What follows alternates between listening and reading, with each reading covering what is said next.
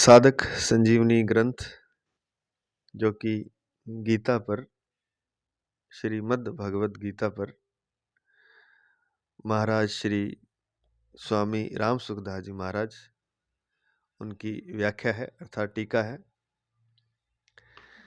हिंदी टीका है और भी भाषाओं में है, मिल जाती है।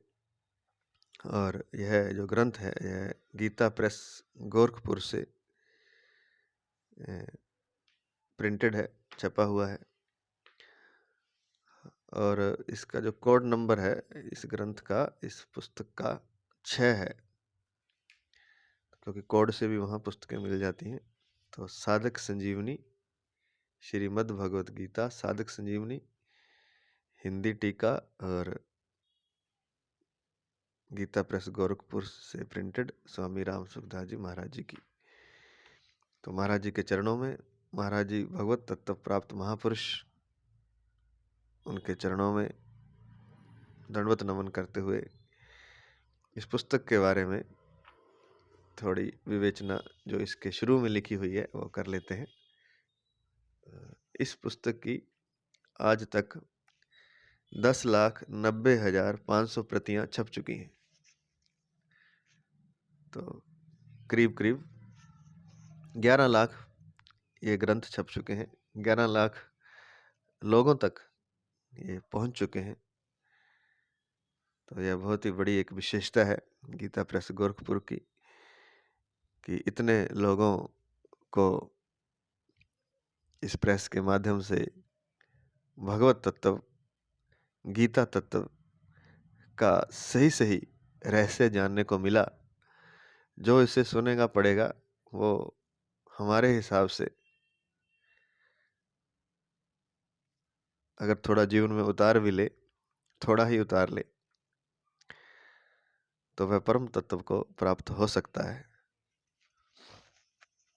तो शुरू करते हैं। इसके शुरू में श्री हरि ही नम्र निवेदन दिया हुआ है, वो प्रकाशक की तरफ से, वो सुन लेते हैं। विश्व साहित्य में श्रीमद् भगवत गीता का अद्वितीय स्थान है। यह साक्षात भगवान के श्रीमुख से निसृत परम रहस्यमयी दिव्य वाणी है। इसमें स्वयं भगवान ने अर्जुन को निमित्त बनाकर मनुष्य मात्र के कल्याण के लिए उपदेश दिया है। इस छोटे से ग्रंथ में भगवान ने अपने हृदय के बहुत ही विलक्षण भाव भर दिए हैं, जिनका आज तक कोई पार नहीं पा सका और ना पा ही सकता है। एक तो ये कि ये विश्व में जो ग्रंथ लिखे जाते हैं, विश्व साहित्य है, उसमें श्रीमद् भगवत गीता का अद्वितीय स्थान है पूरे विश्व में, न केवल भारत में। और भगवान ने अर्जुन के माध्यम से विलक्षण भाव इसमें भर दिए हैं, जिसका कोई पार पा नहीं सका और ना पा सकता है। हमारे परम श्रद्धेय स्वामी जी श्री राम सुखदास जी महाराज ने इस अगाध गीतार्णव में गहरे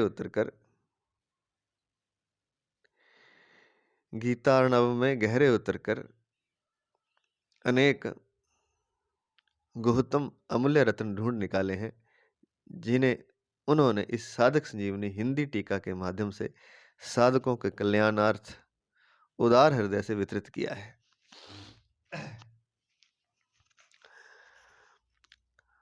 एक तो हर व्यक्ति को गीता की गहराई का पता नहीं चलता, लेकिन यहाँ लिखा है कि महाराज राम सुखदास जी ने गीता के अगाध समुद्र में उतरकर अमूल्य रत्न ढूंढ निकाले हैं, और जिसका उन्होंने उदार हृदय से वितरित किया है। क्योंकि कई बार रत्न मिल भी जाएं तो हर कोई बांटता नहीं है, क्योंकि रत्न हर किसी को दिए भी नहीं जाते। तो पहली बात तो रत्न मिलते नहीं हैं,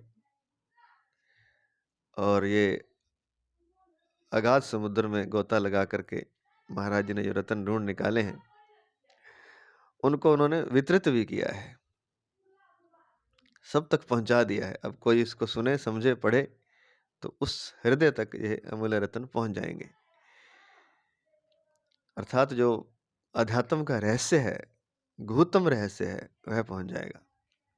गीता की यह टीका हमें अपनी धारणा से दूसरी टीकाओं की अपेक्षा बहुत विलक्षण प्रतीत होती है। हमारा गीता की दूसरी सब टीकाओं का इतना अध्ययन नहीं है, फिर भी इस टीका में हमें अनेक श्लोकों के भाव नए और विलक्षण लगे। जैसे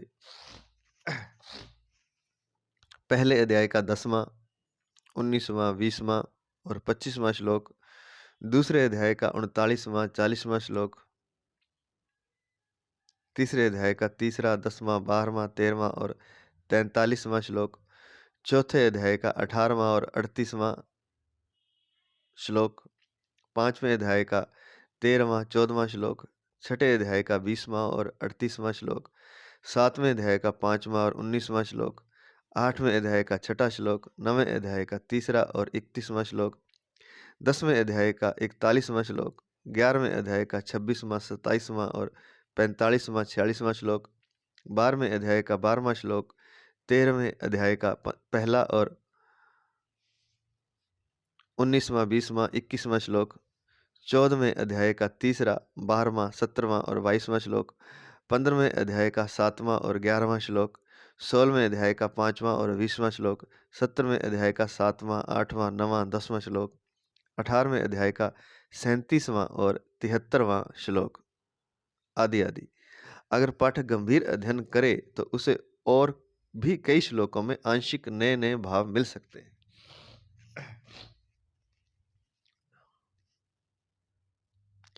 वर्तमान समय में साधन का तत्व सरलता पूर्वक बताने वाले ग्रंथों का प्राय अभाव सा दिखता है, जिससे साधकों को सही मार्गदर्शन के बिना बहुत कठिनाई होती है। ऐसी स्थिति में परमात्म प्राप्ति के अनेक सरल उपायों से युक्त, साधकोपयोगी, अनेक विशेष और मार्मिक बातों से अलंकृत तथा बहुत ही सरल एवं सुबोध भाषा शैली में लिखित प्रस्तुत ग्रंथ का प्रकाशन अत्यंत महत्वपूर्ण स्थान रखता है।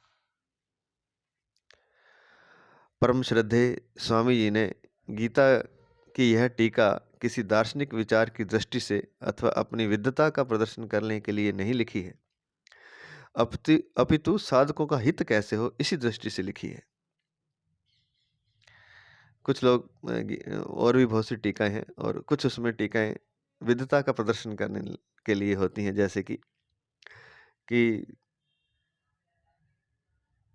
दार्शनिक चिंतन एक तरह से होता है, अपनी विद्वता का प्रदर्शन। लेकिन यह जो टीका है जो स्वामी जी महाराज ने लिखी है, महाराज जी ने लिखी है, यह गूढ़ रहस्य तो प्रकट करती ही है गीता के, अपितु साधकों का हित कैसे हो इस दृष्टि से लिखी है कि जो इसको सुनने वाला है वह साधक परम तत्व की प्राप्ति कैसे करे। क्योंकि आजकल साधन बताने वाले अर्थात कैसे परमात्मा तक पहुंचा जाए, इस तत्व को बताने वाले ग्रंथों का प्राय अभाव सा दिखता है। तो साधकों के हित के लिए इस दृष्टि से लिखी है। परम शांति की प्राप्ति चाहने वाले प्रत्येक साधक के लिए, चाहे वह किसी भी देश, वेश, भाषा, मत, संप्रदाय आदि का क्यों न हो, यह टीका संजीवनी बूटी के समान है। इस टीका का अध्ययन करने से हिंदू, बौद्ध, जैन, पारसी, ईसाई, मुसलमान आदि सभी धर्मों के अनुयायियों को अपने अपने मत के अनुसार ही उद्धार के उपाय मिल जाएंगे। इस टीका में साधकों को अपने उद्देश्य की सिद्धि के लिए पूरी सामग्री मिलेगी।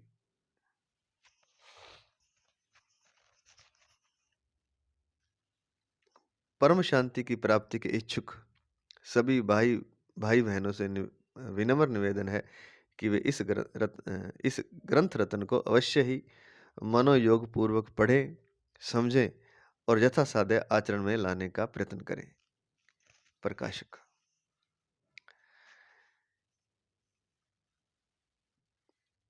33वें संस्करण का नव निवेदन, ये 33वां संस्करण है, इसका निवेदन प्रकाश जी ने किया है। श्रीमद् भगवद गीता की साधक संजीवनी टीका लिखने के बाद गीता के जो नए भाव उत्पन्न हुए, उन्हें परम श्रद्धेय श्री स्वामी जी महाराज ने परिशिष्ट के रूप में लिख दिया। पहले यह परिशिष्ट अलग अलग 3 भागों में प्रकाशित किया गया। अब उसे साधक संजीवनी टीका में सम्मिलित करके प्रकाशित किया जा रहा है। कहने का तात्पर्य है कि पहले इसका जो अर्थ लिख दिया था, व्याख्या कर दी थी, उसके बाद भी महाराज जी के अंतःकरण में नए नए भाव उत्पन्न हुए, तो उसको बाद में परिशिष्ट के रूप में जोड़ दिया गया है, जो कि हर श्लोक के व्याख्या के बाद में नीचे दिया हुआ है। अब उसे साधक संजीवनी टीका में सम्मिलित करके प्रकाशित किया जा रहा है। परिशिष्ट के साथ साथ साधक संजीवनी टीका में कहीं कहीं आवश्यक संशोधन किया गया है। परिशिष्ट में गीता के अत्यंत गुह्य एवं उत्तमोत्तम भावों का पारकट्य हुआ है। परिशिष्ट में अत्यंत गुह्यतम और उत्तम भावों का प्राकट्य हुआ है। अतः आशा है कि पाठकगण साधक संजीवनी के इस संशोधित तथा संवर्धित संस्करण से अधिकाधिक लाभ उठाने की चेष्टा करेंगे। प्रकाशक श्री परमात्मने नमः। साधक संजीवनी परिशिष्ट का नमन निवेदन। भगवान अनंत हैं, उनका सब कुछ अनंत है। फिर उनके मुखारविंद से निकली हुई गीता के भावों का अंत आ ही कैसे सकता है। अलग अलग आचार्यों ने गीता की अलग अलग टीका लिखी है। उनकी टीका के अनुसार चलने से मनुष्य का कल्याण तो हो सकता है, पर वह गीता के अर्थ को पूरा नहीं जान सकता। आज तक गीता की जितनी टीकाएं लिखी गई हैं, वे सब की सब इकट्ठी कर दें तो भी गीता का अर्थ पूरा नहीं होता। जैसे किसी कुएं से सैकड़ों वर्षों तक असंख्य आदमी जल पीते रहे तो भी उसका जल वैसा का वैसा ही रहता है। ऐसे ही असंख्य टीकाएं लिखने पर भी गीता वैसी की वैसी ही रहती है, उसके भावों का अंत नहीं आता। कुएं के जल की तो सीमा है, पर गीता के भावों की सीमा नहीं है। अतः गीता के विषय में कोई कुछ भी कहता है तो वह वास्तव में अपनी बुद्धि का ही परिचय देता है। सब जानत प्रभु प्रभुता सोई, तदपि कहे बिनु अरहा न कोई। रामचरितमानस बालकांड 13:1। कि भगवान की प्रभुता को सब जानते हैं, वो अनंत है, लेकिन फिर भी उसको कोई कह नहीं सकता। फिर भी तदपि कहे बिनु रहा न कोई, लेकिन जो उस तत्व को जान लेता है वो बताता जरूर है, हालांकि बता नहीं सकता। यही बात है, क्योंकि भगवान अनंत है और उनका सब कुछ अनंत है। भगवान की वाणी बड़े बड़े ऋषि मुनियों की वाणी से भी ठोस और श्रेष्ठ है, क्योंकि भगवान ऋषि मुनियों के भी आदि हैं।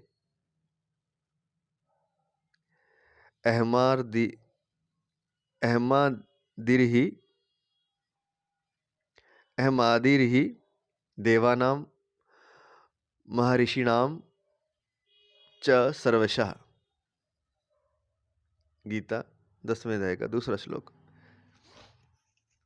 अतः कितने ही बड़े ऋषि मुनि संत महात्मा क्यों न हो और उनकी वाणी कितनी ही श्रेष्ठ क्यों न हो, पर वह भगवान की दिव्याति दिव्य वाणी गीता की बराबरी नहीं कर सकती। पगडंडी को पद्धति कहते हैं और राजमार्ग, घंटा पथ अथवा चौड़ी सड़क को प्रस्थान कहते हैं। गीता, उपनिषद और ब्रह्मसूत्र ये 3 प्रस्थान हैं। शेष सब पद्धतियां हैं, अर्थात ये चौड़ी सड़क है, ये राजमार्ग है। कौन कौन? एक तो गीता, उपनिषद और ब्रह्मसूत्र, ये 3 चीजें हैं। शेष सब पद्धति हैं, पगडंडियां हैं। से प्रस्थान त्रय में गीता बहुत विलक्षण है, और प्रस्थान त्रय जो 3 राजमार्ग हैं उनमें गीता सबसे श्रेष्ठ है, विलक्षण है, क्योंकि इसमें उपनिषद और ब्रह्मसूत्र दोनों का ही तात्पर्य आ जाता है। क्योंकि दोनों का जो सार है उपनिषद और ब्रह्मसूत्र का, वो इसमें आ जाता है।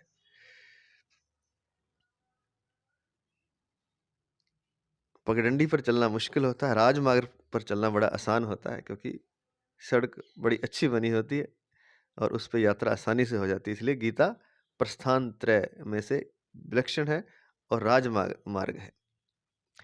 गीता उपनिषदों का सार है, पर वास्तव में गीता की बात उपनिषदों से भी विशेष है।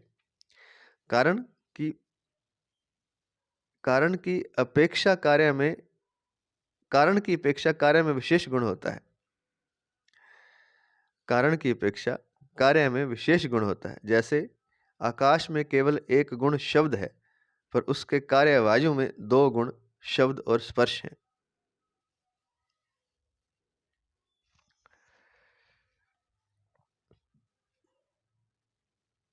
वेद भगवान के निःश्वास हैं और गीता भगवान की वाणी है। वेदों को क्या कहा जाता है? भगवान के श्वास हैं वो। लेकिन गीता तो भगवान की वाणी है। निःश्वास तो स्वाभाविक होते हैं, पर गीता भगवान ने योग में स्थित होकर कही है, अतः वेदों की अपेक्षा भी गीता विशेष है। तो ये समझने वाली बातें हैं। उपनिषद, ब्रह्मसूत्र और वेदों से भी श्रेष्ठ गीता है, और गीता राजमार्ग है। इस मार्ग पर जो चलेगा वो भगवान के परमात्म तत्व के लक्ष्य तक अवश्य पहुंच जाएगा। पर गीता भगवान ने योग में स्थित होकर कही है, इसके लिए नीचे स्टार लगा के दिया है। न शक्यम तन्मया भूयस्तथा वक्तुम शेषतः परम ही ब्रह्म कथितम योग युक्तेन तन्मया। महाभारत के आशु पर्व में 16, 12, 13 में ये दिया हुआ है। इसका अर्थ है, भगवान बोले, वह सब का सब उसी रूप में फिर दोहरा देना अब मेरे वश की बात नहीं है। उस समय मैंने योग युक्त होकर परमात्म तत्व का वर्णन किया था। तो ये भगवान ने योग युक्त होकर परमात्म तत्व का वर्णन किया हुआ है गीता में। योग युक्त अर्थात योग में स्थित होकर के। गीता कहने का तात्पर्य है योग युक्त अर्थात योग में स्थित होकर। गीता कहने का तात्पर्य है कि सुनने वालों का हित किसमें है, उसके हित के लिए क्या कहना चाहिए, भविष्य में भी जो सुनेगा अथवा पढ़ेगा उसका हित किसमें होगा। इस प्रकार सभी साधकों के हित में स्थित होकर गीता कही है।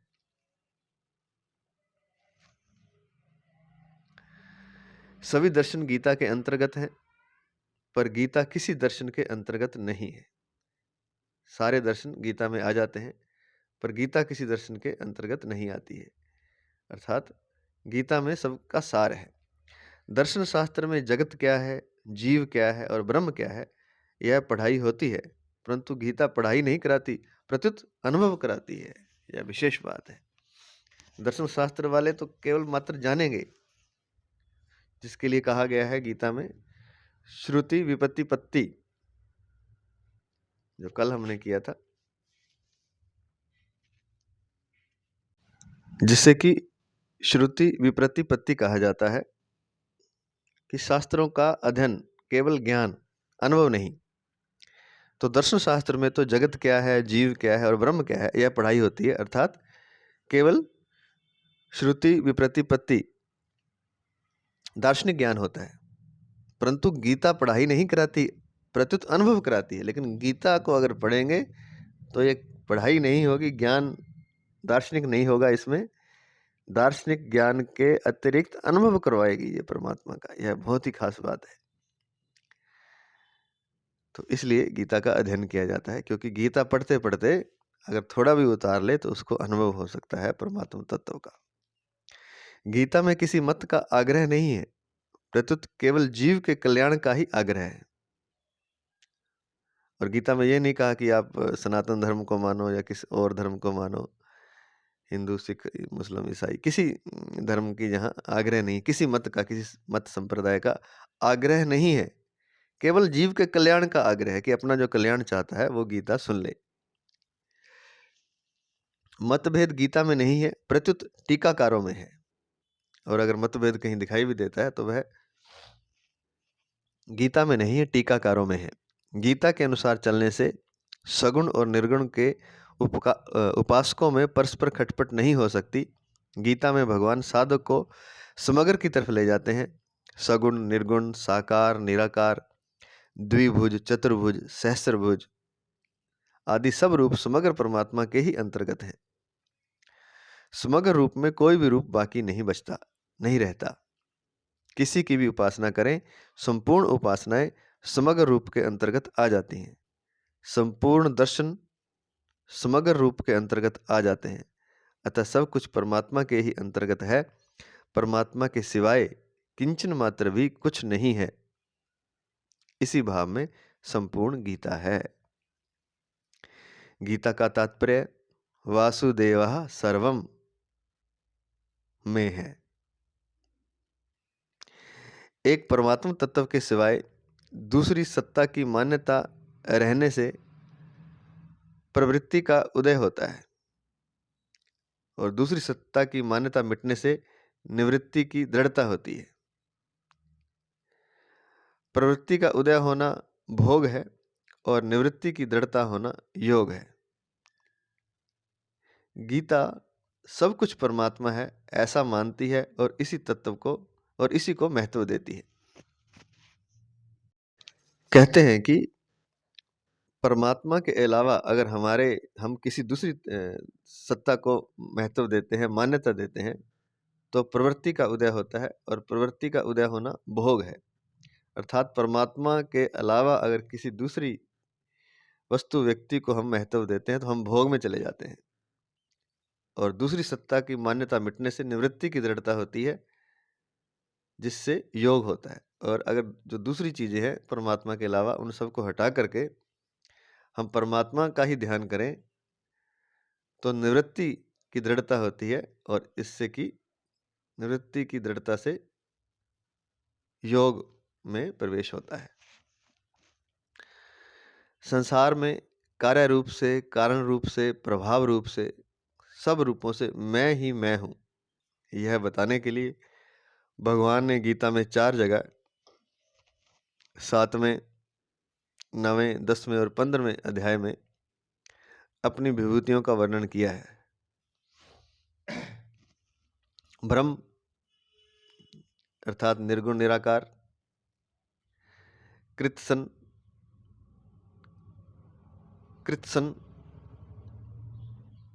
अध्यात्म अर्थात अनंत योनियों के अनंत जीव, अखिल कर्म अर्थात उत्पत्ति, स्थिति, प्रलय आदि की संपूर्ण क्रियाएं, अधिभूत अर्थात अपने शरीर सहित संपूर्ण 5 भौतिक जगत, अधिदेव अर्थात मन इंद्रियों के अधिष्ठात्री देवता सहित ब्रह्मा जी आदि सभी देवता, तथा अधियज्ञ अर्थात अंतर्यामी विष्णु और उनके सभी रूप, ये सब के सब वासुदेवः सर्वम के अंतर्गत आ जाते हैं।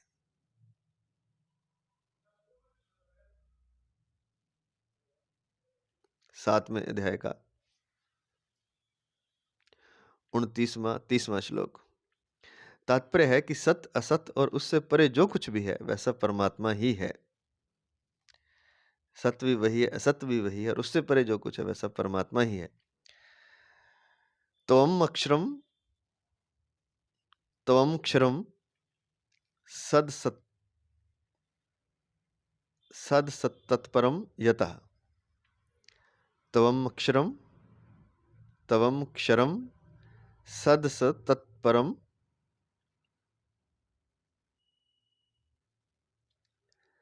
यतः।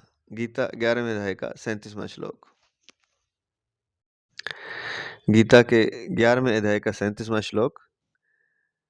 त्वम क्षरम सद सत तत्परम यत। संसार अपने राग के कारण ही दिखता है, राग के कारण ही दूसरी सत्ता दिखती है। ये उसका अर्थ है कि तात्पर्य है कि सत, असत और उससे परे जो कुछ भी है वह सब परमात्मा ही है। इसके बारे में गीता के 11वें अध्याय के 37वें श्लोक में बताया है। त्वम क्षरम सद सत तत्परम यत। आगे चलते हैं। संसार अपने राग के कारण ही दिखता है, राग के कारण ही दूसरी सत्ता दिखती है। राग ना हो तो एक परमात्मा के सिवाय कुछ नहीं है। जैसे भगवान ने कहा है, सर्वस्य चाहम हृदि सन्निविष्टः, गीता 15वें अध्याय का 15वां श्लोक। मैं ही संपूर्ण प्राणियों के हृदय में स्थित हूँ। जिस हृदय में भगवान रहते हैं उसी हृदय में राग द्वेष हलचल अशांति होते हैं। हृदय में ही सुख होता है और हृदय में ही दुख आता है। समुद्र मंथन में वहीं से विष निकला, वहीं से अमृत निकला। भगवान शंकर ने विष पी लिया तो अमृत निकल आया। इसी तरह राग द्वेष को मिटा दें तो परमात्मा निकल आएंगे। अतः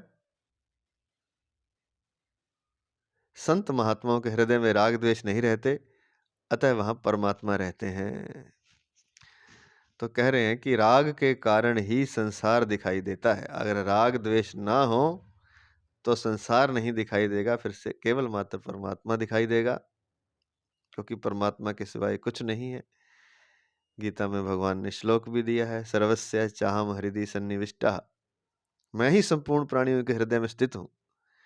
परंतु जिस हृदय में, बहुत ही अच्छी बात लिखी है कि भगवान रहते हैं, उसी हृदय में हम राग द्वेष भी रख लेते हैं, हलचल भी होती है, उसी हृदय में अशांति होती है।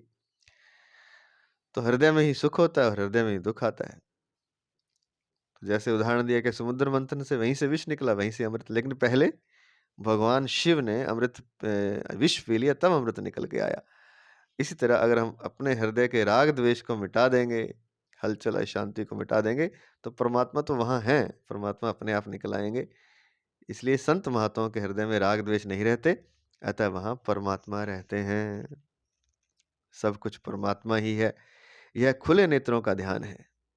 इसमें न आंख बंद करने अर्थात ध्यान की जरूरत है, न कान बंद करने अर्थात नादानुसंधान की जरूरत है, न नाक बंद करने अर्थात प्राणायाम की जरूरत है।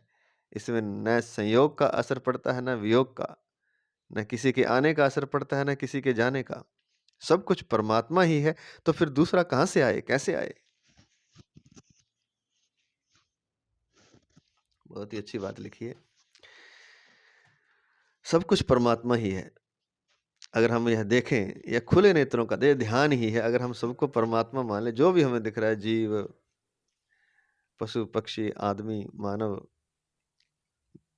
मकान, वस्तुएं, जो हमें दिखाई दे रहा है, अगर हम ये मान लें कि सब कुछ परमात्मा है, तो यह ध्यान हो जाएगा। यह खुले नेत्रों का ध्यान है, इसके अलावा कुछ करने की आवश्यकता नहीं है। तो इसमें ना तो आंख बंद करने अर्थात ध्यान की जरूरत है, ध्यान आंख बंद करके होता है, और कान बंद करके नादानुसंधान होता है। नाद सुनते हैं, ब्रह्मनाद, परमात्मा की आवाज, वो कान बंद करके सुनी जाती है। तो यह भी एक परमात्मा की तरफ जाने का रास्ता है।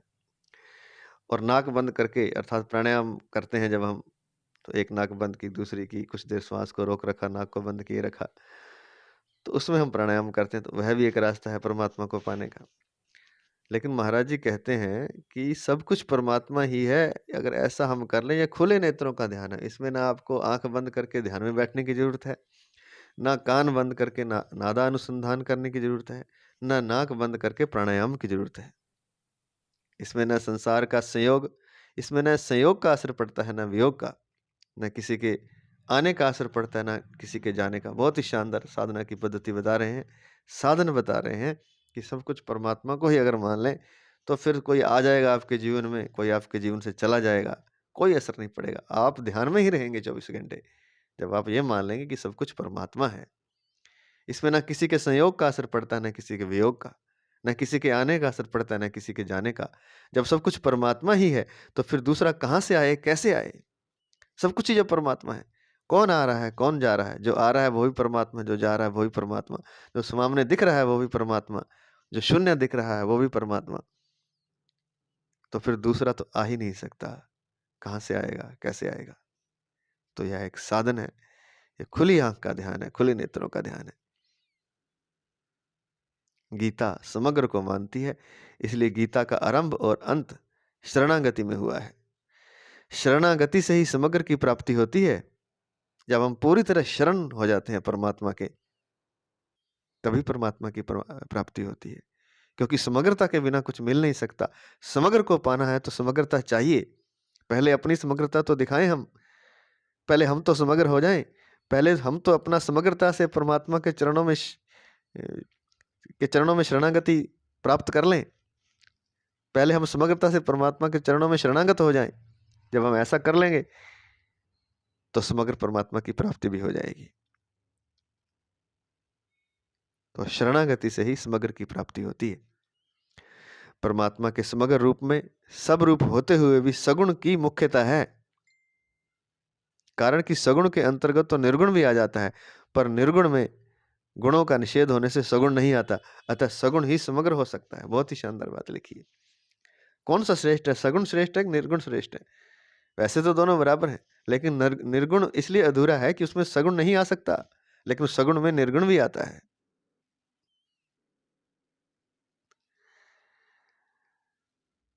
तो सगुण श्रेष्ठ है, अतः सगुण ही समग्र हो सकता है। निर्गुण में कुछ कमी हो सकती है, लेकिन सगुण ही समग्र हो सकता है।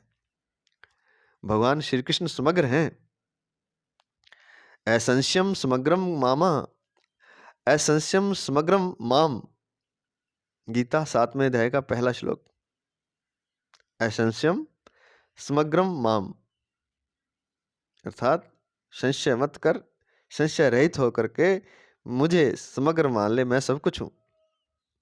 गीता समग्र की वाणी है, इसलिए गीता में सब कुछ है। जो जिस दृष्टि से गीता को देखता है, गीता उसको वैसी ही दिखने लगती है।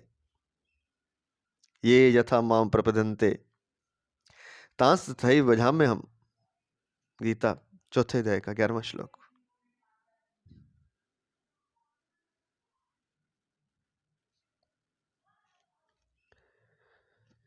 ये यथा माम प्रपद्यन्ते तांस तथैव भजाम्यहम्, जो जैसा मुझको देखता है मैं उसको वैसा ही दिखाई देता हूँ, जो जैसा मुझको भजता है मैं उसके लिए वैसा ही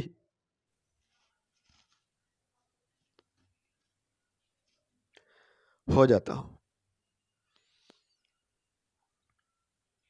ये यथा माम प्रपद्यन्ते तांस तथैव भजाम्यहम्, गीता 4थे अध्याय का 11वां श्लोक। कर्म योग, ज्ञान योग और भक्ति योग,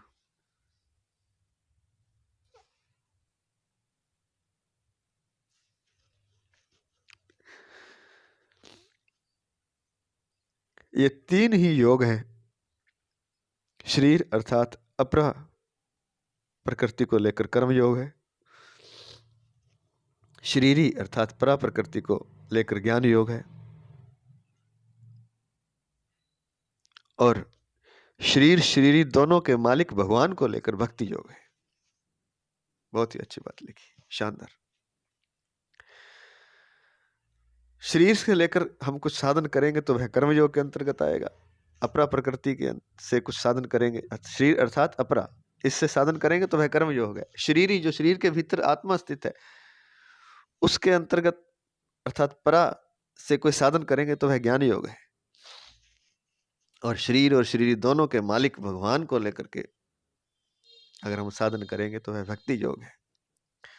भगवान ने गीता के आरंभ में पहले शरीरी को लेकर और फिर शरीर को लेकर क्रमशः ज्ञान योग और कर्म योग का वर्णन किया है।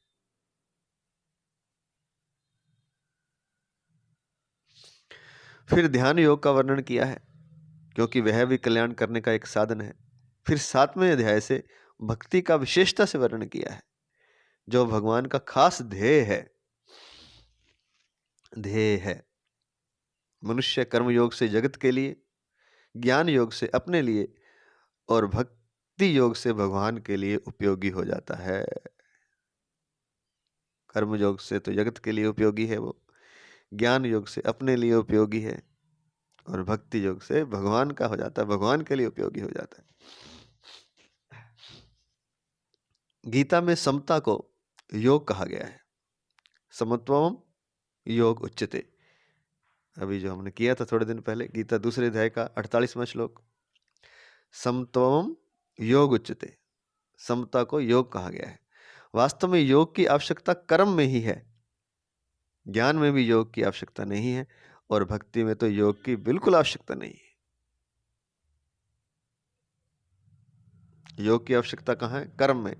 ज्ञान में भी नहीं है। और कहते हैं कि भक्ति में तो योग की बिल्कुल आवश्यकता नहीं है। ज्ञान और भक्ति वास्तव में योग ही हैं। कर्म जड़ है, बांधने वाले हैं और विषय हैं, इसलिए उनमें योग की आवश्यकता है। कर्म जड़ है, बांधते हैं और विषय हैं, जहर हैं। विष से बना है विषय।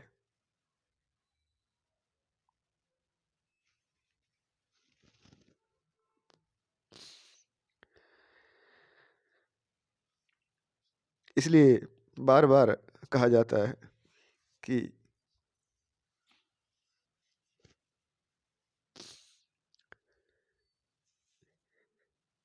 इंद्रियां विषयों का सेवन करती हैं। इंद्रियां जहर ही पी रही हैं, अमृत तो नहीं पी सकती, क्योंकि इंद्रियां बनी ही जहर के लिए। इसलिए लिखा है कि राग द्वेष जब तक आप मुक्त नहीं होंगे, जहर से मुक्त नहीं होंगे, तब तक अमृत का, परमात्मा तत्व का अनुभव नहीं हो सकता। तो कर्म जड़ हैं, बांधने वाले हैं और विषय हैं, इसलिए उनमें योग की आवश्यकता है। योगस्था कुरु कर्माणि, गीता दूसरे अध्याय का 48वां श्लोक। कर्मों में योग ही मुख्य है। योगा कर्म सुकौशलम, गीता दूसरे अध्याय का 50वां श्लोक। अभी किए हैं हमने कल परसों। योग के सिवाय कर्म कुछ नहीं है।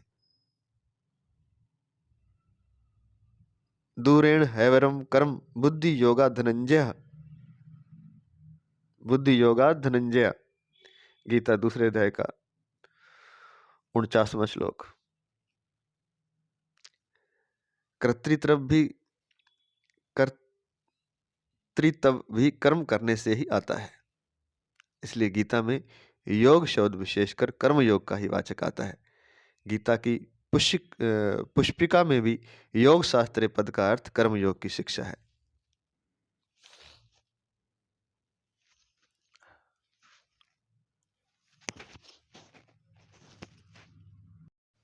जो हर अध्याय के अंत में पुष्पिका दी होती है, जिसमें लिखा होता है ब्रह्म विद्याम योग शास्त्रे श्री कृष्ण अर्जुन संवादे। तो यहाँ जो योग शास्त्र है वो भी कर्म योग की शिक्षा है। अर्थात योग केवल मात्र कर्म में होता है। क्यों होता है वो बता दिया है कि कर्म जड़ हैं, बांधने वाले हैं, विषय हैं, इसलिए उनमें योग की आवश्यकता है। कर्म योग में दो विभाग हैं, कर्म विभाग और योग विभाग। कर्म विभाग पूर्वार्ध है और योग विभाग उत्तरार्ध है। कर्म कर्ण सापेक्ष है और योग कर्ण निरपेक्ष है। कर्म विभाग में कर्तव्य परायणता है और योग विभाग में स्वाधीनता, निर्विकारता, असंगता, समता है। संसार में हमारा जो कर्तव्य होता है वह दूसरे का अधिकार होता है। इसलिए व्यक्ति का जो कर्तव्य है वह परिवार का, समाज का और संसार का अधिकार है। जैसे वक्ता का जो कर्तव्य है वह श्रोता का अधिकार है और श्रोता का जो कर्तव्य है वह वक्ता का अधिकार है। वक्ता बोलकर श्रोता के अधिकार की रक्षा करता है और श्रोता सुनकर वक्ता के अधिकार की रक्षा करता है। दूसरे के अधिकार की रक्षा करने से मनुष्य ऋण मुक्त हो जाता है और उसको दूसरे के अधिकार की रक्षा करने से मनुष्य ऋण मुक्त हो जाता है और उसको योग की प्राप्ति हो जाती है। दूसरे के अधिकार की रक्षा करने का तात्पर्य है शरीर, वस्तु, योग्यता और सामर्थ्य को अपनी ना समझकर प्रत्युत दूसरों की ही समझकर दूसरों की सेवा में अर्पित कर देना। तो ये बहुत ही खास बात लिखी हुई है। दूसरे के अधिकार की रक्षा करने का तात्पर्य क्या है? अपने शरीर से, आपके पास कोई वस्तु है उससे, आपके पास कोई योग्यता है उससे, आपके पास कोई सामर्थ्य है उससे, इन सब चीजों को, शरीर, वस्तु, योग्यता और सामर्थ्य को अपनी ना समझकर, उसे अपनी ना माने। शरीर, वस्तु, योग्यता, सामर्थ्य अपनी नहीं है, इसको दूसरों की समझें और दूसरों की सेवा में ही लगा दें। ऐसा जब करेंगे तो दूसरे के अधिकार की रक्षा होगी और तब हम ऋण मुक्त हो जाएंगे। ऋण मुक्त जब हम हो जाएंगे तब हम योग को प्राप्त हो जाएंगे। तो यह सार है कर्मयोग का। संसार में वस्तु और व्यक्ति के साथ हमारा संयोग होता है। जहाँ संयोग होता है वहीं कर्तव्य का पालन करने की आवश्यकता होती है। वस्तु का संयोग होने पर उस वस्तु में ममता ना करके उसका सदुपयोग करना, उसको दूसरों की सेवा में लगाना हमारा कर्तव्य है। व्यक्ति का संयोग होने पर उस व्यक्ति में ममता ना करके उसकी सेवा करना, उसको सुख पहुंचाना हमारा कर्तव्य है। कामना और ममता से रहित होकर कर्तव्य का पालन करने से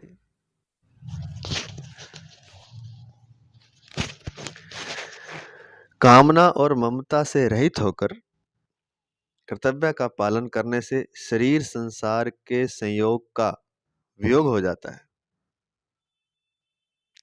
और योग की प्राप्ति हो जाती है। तम विद्याद दुख संयोग वियोगम योग संजीतम। गीता 6 अध्याय का 23वां श्लोक। संयोग का तो वियोग होता है पर योग का कभी वियोग नहीं होता। योग की प्राप्ति होने पर मनुष्य राग द्वेष काम क्रोध आदि विकारों से सर्वथा मुक्त हो जाता है और उसको स्वाधीनता निर्विकारता असंगता समता की प्राप्ति हो जाती है। बहुत ही अच्छी बात लिखी है। सार दिया है कि यहाँ संसार में हमारा वस्तु या व्यक्ति से संयोग होता है, कोई वस्तु मिल जाती है, कोई व्यक्ति मिल जाता है हमें, तो वहाँ अपने कर्तव्य का पालन करना है। वस्तु का अगर संयोग हो जाए तो उस वस्तु में ममता ना करके उसका सदुपयोग करना, उसको दूसरों की सेवा में लगाना हमारा कर्तव्य है। मान लीजिए आपको कार प्राप्त हो गई, तो उस कार का सदुपयोग करना है, उसको दूसरों की सेवा में लगाना, ये हमारा कर्तव्य है। अपने लिए तो यूज करें लेकिन दूसरों की सेवा में लगाएं, तो यह सही वस्तु का उपयोग है। और अगर कोई व्यक्ति मिल जाए, व्यक्ति का संयोग होने पर उस व्यक्ति में ममता ना करके उसकी सेवा करनी है। और कोई व्यक्ति आपको मिल गया है, माता पिता हैं, पति पत्नी हैं, बच्चे हैं, पुत्र आदि हैं, कोई भी है, तो उससे सेवा लेनी नहीं, उसकी सेवा करनी है, उसको सुख पहुंचाना है, यह हमारा कर्तव्य है। तो वस्तु अगर मिल जाए तो उससे तो दूसरों की सेवा में लगाना है। और कोई व्यक्ति मिल जाए तो उसको दूसरों की सेवा में नहीं लगाना, उसकी सेवा करनी है। आपका कर्तव्य है उसकी सेवा करना। अब ऐसा जब करेंगे तब कामना और ममता से रहित होकर कर्तव्य का पालन करने से, कामना से ममता से रहित होकर के जब हम कर्तव्य का पालन करेंगे, क्या है कर्तव्य? वस्तु मिलने पर दूसरों की सेवा में लगाना, व्यक्ति मिलने पर उसकी सेवा करना। करने से शरीर संसार के संयोग का वियोग हो जाता है। जो शरीर और संसार के साथ हमारा संयोग है उसका वियोग हो जाता है और योग की प्राप्ति हो जाती है। तो ये बात है। प्रत्येक मनुष्य चाहता है कि मैं सदा जीता रहूं, कभी मरूं नहीं, मैं सब कुछ जान जाऊं, कभी अज्ञानी ना रहूं, मैं सदा सुखी रहूं, कभी दुखी ना रहूं। परंतु मनुष्य की यह चाहना अपने बल से अथवा संसार से कभी पूरी हो नहीं सकती, क्योंकि मनुष्य जो चाहता है वह संसार के पास है ही नहीं।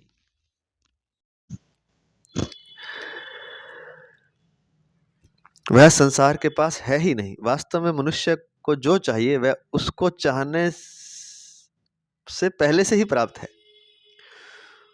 वह उसको पहले से ही प्राप्त है। उससे गलती यह होती है कि वह उन वस्तुओं को चाहने लगता है जिनका संयोग और वियोग होता है और जो मिलने और बिछुड़ने वाली है। यह सिद्धांत है कि जो वस्तु कभी भी हमारे से अलग होती है वह सदा ही हमारे से अलग है और अभी वर्तमान भी हमारे से अलग है।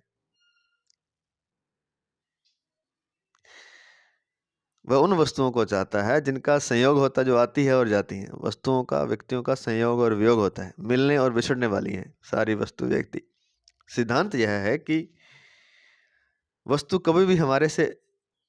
जो वस्तु कभी भी हमारे से अलग होती है वह सदा ही हमारे से अलग है और अभी वर्तमान में भी हमारे से अलग है। जो चीज़ हमारे से अलग हो जाएगी वो हमारी थी नहीं और अभी भी हमारे से अलग है, हम उसको अपना माने बैठे हैं। जैसे शरीर कभी भी हमारे से अलग होगा तो वह सदा ही हमारे से अलग है और अभी भी हमारे से अलग है। शरीर कभी अलग हो जाएगा हमसे तो इसका मतलब वो सदा ही हमारे से अलग है, अभी भी हमारे से अलग है। इसलिए दूसरे अध्याय में बताया था कि शरीर और शरीरी बहुत दूर है, शरीर शरीरी से बहुत दूर है, अर्थात अलग है। इसी तरह जो वस्तु अर्थात परमात्मा कभी भी हमारे से अलग नहीं होती, जो वस्तु है, अर्थ जो हमारे से अलग नहीं होती, जो कि परमात्मा है, वह सदा ही मिली हुई है और अभी भी हमारे को मिली हुई है। तात्पर्य यह निकला कि वास्तव में संसार का सदा ही वियोग है और परमात्मा का सदा ही योग है। केवल मात्र हमारी दृष्टि का फर्क है, हमारी दृष्टि गलत जगह लगी हुई है। कोई आचार्य पहले कर्म योग, फिर ज्ञान योग, फिर भक्ति योग, यह क्रम मानते हैं, और कोई आचार्य पहले कर्म योग, फिर भक्ति योग, फिर ज्ञान योग, यह क्रम मानते हैं। परंतु गीता पहले ज्ञान योग, फिर कर्म योग, फिर भक्ति योग, यह क्रम मानती है। गीता कर्म योग को ज्ञान योग की अपेक्षा विशेष मानती है। त्योस्तु कर्म संन्यासात कर्म योगो विशिष्यते, विशिष्यते, 5वें अध्याय का दूसरा श्लोक। कारण कि ज्ञान योग के बिना तो कर्म योग हो सकता है। कर्मणैव ही संसिद्धि मा स्थिता, कर्मणैव ही संसिद्धि मा स्थिता जनकादयः, 3रे अध्याय का 20वां श्लोक।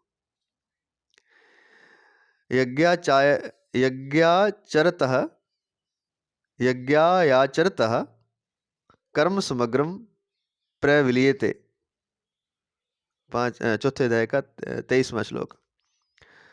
पर कर्म योग के बिना ज्ञान योग होना कठिन है। संन्यासस्तु महाबाहो दुख मापतु मयोगतः, दुख मापतुम योगतः, 5वें अध्याय का 6वां श्लोक। श्रीमद् भागवत में भी पहले ज्ञान योग, फिर कर्म योग, फिर भक्ति योग, यह क्रम कहा गया है। स्टार लगा के नीचे दिया है। श्री मद् भागवत में, भागवत पुराण में। योगास्त्रयो मया प्रोक्ता नृणाम श्रेयो विदित्सया ज्ञानम कर्म च भक्तिश्च नोपायोन्योस्ति कुत्रचित। श्रीमद् भागवत पुराण 11वें सर्ग के 20वें अध्याय का 6वां श्लोक। तो सबसे पहले ज्ञान योग है, फिर कर्म योग है, फिर भक्ति योग है। एक विलक्षण बात और है कि गीता कर्म योग और ज्ञान योग दोनों को समकक्ष और लौकिक मानती है। लोकेस्मिन् द्विधा निष्ठा, 3रे अध्याय का 3रा श्लोक। क्षर अर्थात जगत और अक्षर अर्थात जीव दोनों लौकिक हैं।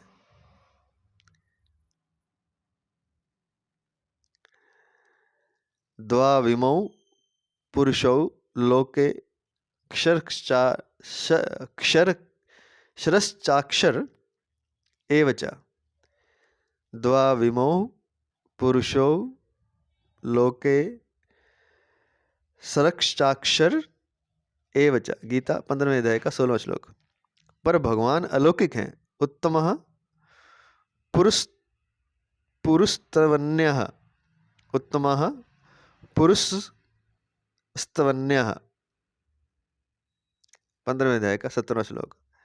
क्षर को लेकर कर्मयोग और अक्षर को लेकर ज्ञान योग चलता है।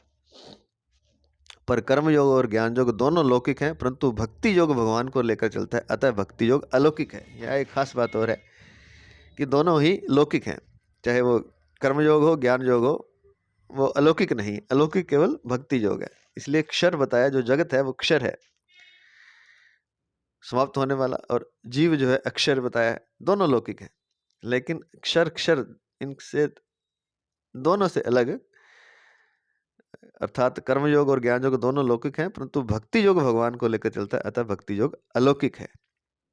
जिसका कि लिखा है 15वें अध्याय के 16वें श्लोक में, द्वाविमौ पुरुषौ लोके क्षरक्ष चाक्षर क्षरक्ष, द्वाविमौ पुरुषौ लोके क्षरक्ष चाक्षर एव च। गीता ने भक्ति को सर्वश्रेष्ठ बताया है, छठे अध्याय का 47वां श्लोक। गीता की भक्ति भेद वाली नहीं है, प्रत्युत अद्वैत भक्ति है।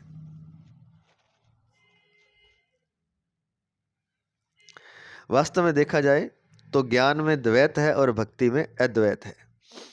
कारण कि ज्ञान में तो जड़ चेतन, जगत जीव, शरीर शरीरी, असत सत, प्रकृति पुरुष आदि दो हैं,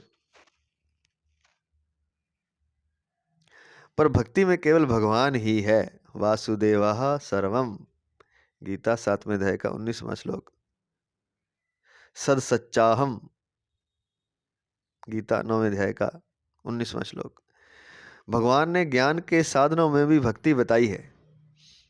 मई चानन्य योगेन, 13वें अध्याय का 10वां श्लोक। और गुणातीत होने का उपाय भी भक्ति बताया है।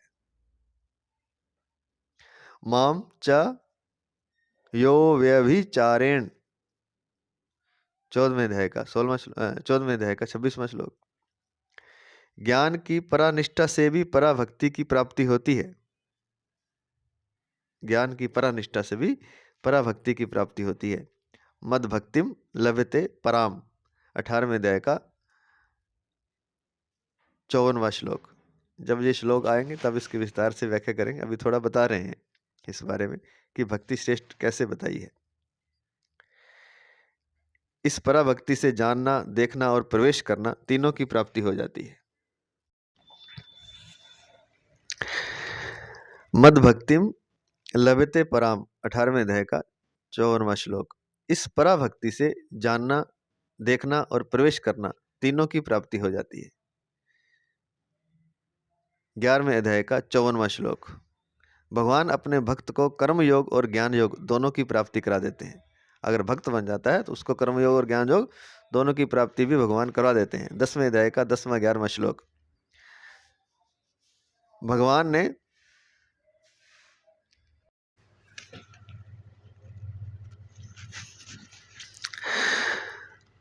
ने अपने भक्त को सबसे उत्तम योगी बताया है। जो भक्त है भगवान, वो कहते हैं सबसे उत्तम योगी है, क्योंकि उसको ज्ञान योग और कर्म योग दोनों की प्राप्ति भी हो जाएगी जब भक्ति योग में कोई चलेगा, भक्ति योग का साधन करेगा तो। इसलिए भगवान ने अपने भक्त को सबसे उत्तम योगी बताया है। सा में युक्ततमो मतः, 6ठे अध्याय का 47वां श्लोक। ते में युक्ततमा मतः, 12वें अध्याय का 2 श्लोक। स योगी परमो मतः, 6ठे अध्याय का 32वां श्लोक। ध्यान योग में भी भगवान ने भक्ति बताई, ध्यान योग में भी भक्ति आई है। युक्त आसीत मत्परा, 6ठे अध्याय का मत्पराह, 6ठे अध्याय का 14वां श्लोक। कर्म योग में भी भगवान ने भक्ति बताई है। युक्त आसीत मत्पराह, अभी दूसरे अध्याय का जो हमने किया था 61वां श्लोक। भगवान ने सभी योगों में अपनी भक्ति अर्थात परायणता बताई है। यह भक्ति की विशेषता है। अर्जुन का प्रश्न भक्ति विषयक नहीं था, फिर भी भगवान ने अपनी तरफ से भक्ति का वर्णन किया 18वें अध्याय के 56 में से 66वें श्लोक तक। भक्ति से समग्र परमात्मा की प्राप्ति होती है। 7वें अध्याय का 29वां 30वां श्लोक। गीता का 7वां 9वां और 15वां अध्याय, 10वें अध्याय का आरंभ तथा 18वें अध्याय के 56 में से 66वें श्लोक 66वें तक के श्लोक हमें बहुत विलक्षण दिखते हैं। इसमें अर्जुन आवाज नहीं है, अर्थात ये भगवान ने अपनी तरफ से अत्यंत कृपा करके कहे। उसमें अर्जुन ने पूछा नहीं है। गीता के 7वें 9वें 15वें अध्याय में, 10वें के आरंभ में, 18वें अध्याय के 56 में से 66वें श्लोक तक वो कहते हैं कि बहुत विलक्षण है, क्योंकि इसमें अर्जुन आवाज नहीं, अर्जुन ने पूछा नहीं, तो भी भगवान ने अपनी तरफ से कृपा करके ये सब कुछ कहा है, अर्थात भक्ति के बारे में बताया है। गीता में कर्म योग के वर्णन में ज्ञान योग, भक्ति योग की, ज्ञान योग के वर्णन में कर्म योग, भक्ति योग की, और भक्ति योग के वर्णन में कर्म योग, ज्ञान योग की बात भी आ जाती है। मतलब तीनों में से किसी एक योग की बात करेंगे तो दूसरे दो शेष बचे हुए दोनों योग हैं, उन दोनों की बात भी आ जाती है गीता में। इसका तात्पर्य है कि साधक कोई भी योग करे तो उसको तीनों योगों की प्राप्ति हो जाती है, अर्थात उसको मुक्ति और भक्ति दोनों प्राप्त हो जाते हैं। कारण कि परा और अपरा दोनों प्रकृतियां भगवान की ही हैं।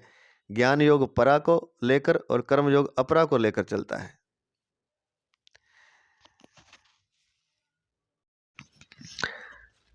परा अर्थात शरीरी जो आत्मा है, तो ज्ञान योग उसको लेकर चलता है। कर्म योग अपरा अर्थात शरीर को लेकर चलता है। इसलिए किसी एक योग की पूर्णता होने पर तीनों योग की पूर्णता हो जाती है, परंतु इसमें एक शर्त यह है कि साधक अपने मत का आग्रह न करे और दूसरे के मत का खंडन या निंदा न करे, दूसरे के मत को छोटा न माने। अपने मत का आग्रह रहने से और दूसरे के मत को छोटा मानकर उसका खंडन या निंदा करने से साधक को मुक्ति, तत्व ज्ञान की प्राप्ति तो हो सकती है, पर भक्ति की अर्थात परम प्रेम की अर्थात समग्रता की प्राप्ति नहीं हो सकती। तो दूसरे का मत ये कि कोई कर्मयोग के बारे में कर्मयोग का साधन करता है तो वह भक्ति योग और उसकी निंदा ना करे, ज्ञान योग की।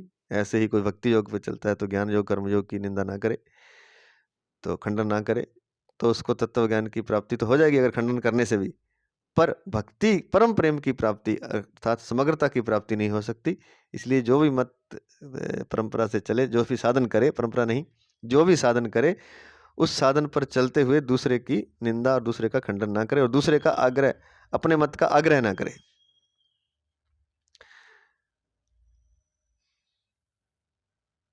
तो उसको भक्ति की अर्थात परम प्रेम की अर्थात समग्रता की प्राप्ति हो जाएगी। परिशिष्ट के संबंध में दिया है अंत में थोड़ा सा। श्रीमद् भगवद गीता एक ऐसा विलक्षण ग्रंथ है जिसका आज तक न तो कोई पार पा सका, ना पार पाता है, ना पार पा सकेगा और ना पार पाया ही जा सकता है।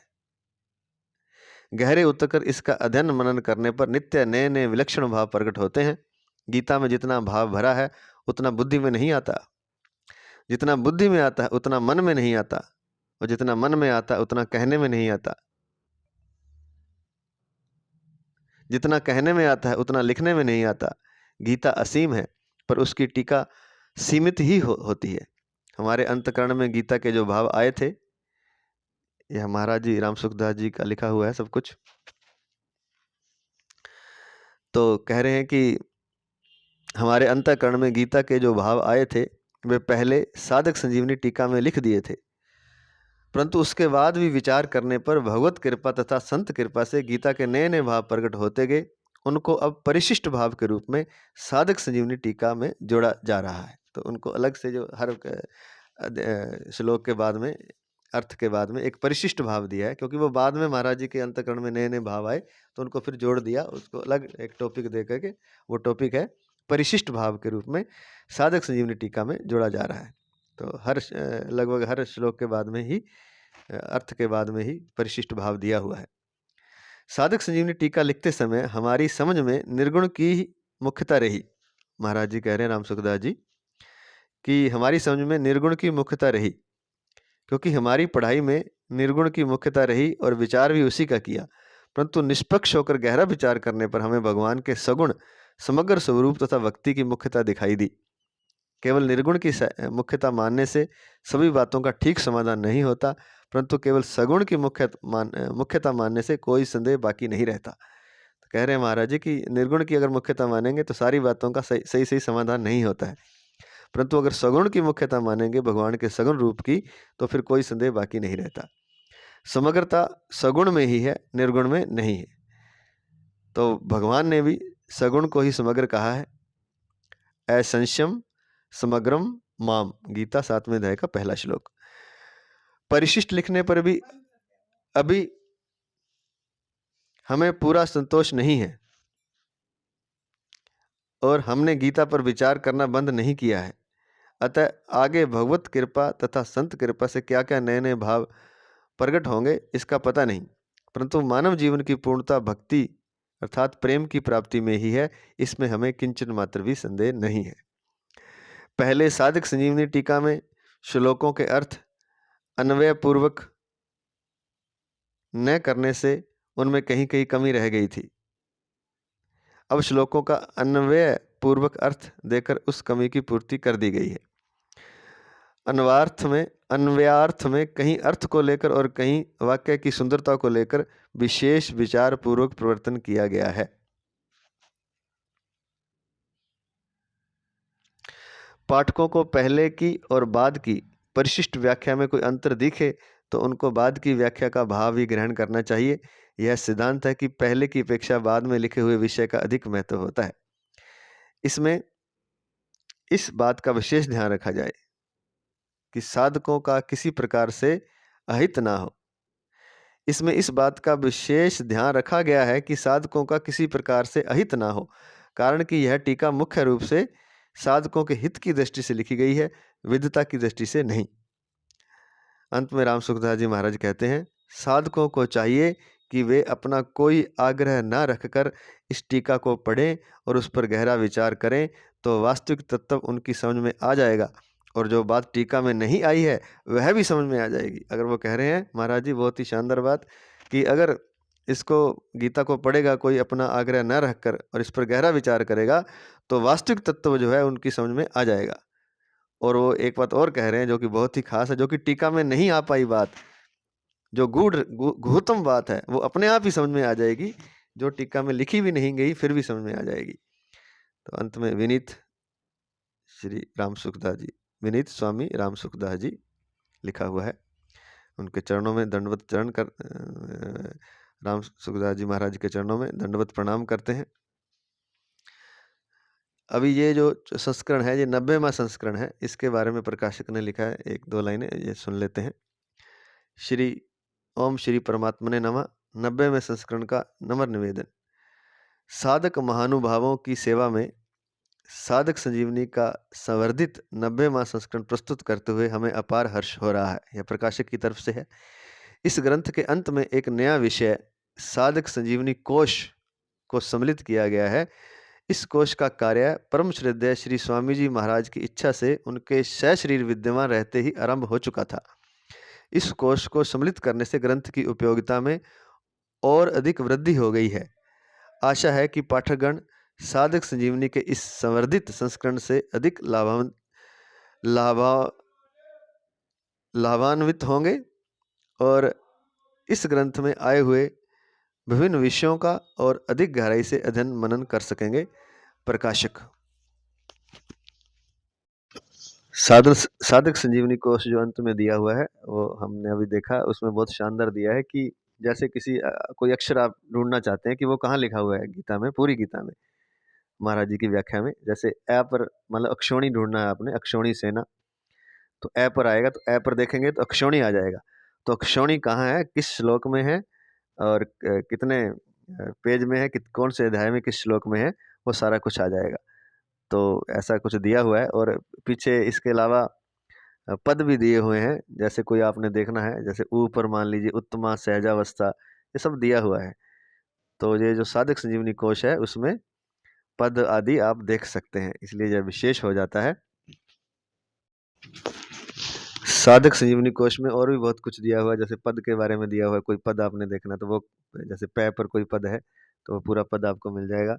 और इसके अलावा कौन कौन सा शब्द कहाँ कहाँ आया है यह भी दिया हुआ है, जैसे सत्य शब्द देखेंगे तो कहाँ कहाँ कौन कौन से अध्याय में आया हुआ है। इसके अलावा व्याकरण के संबंधी भी काफ़ी कुछ दिया हुआ है, तो यह देखने में आसान है, मतलब वो पीछे दिया हुआ है अंत में, उसको जब हम गीता पूरी करेंगे तब थोड़ा सा और देख लेंगे। तो आज ये 90वें संस्करण का नम्र निवेदन तक हो चुका है और इसके बाद विषय सूची दी हुई है, और इसके बाद विषय सूची नहीं करेंगे, इसके बाद प्राकथन दिया हुआ है, गीता की महिमा है, कृष्ण वंदे जगत गुरु महाराज श्री कृष्ण जी की, भगवान श्री कृष्ण की वंदना है, और वो हम कल करेंगे। आज इतना ही, और जय श्री कृष्ण, जय श्री कृष्ण, जय जय श्री कृष्ण, जय जय श्री कृष्ण, जय जय श्री कृष्ण, जय जय श्री कृष्ण, श्री कृष्ण।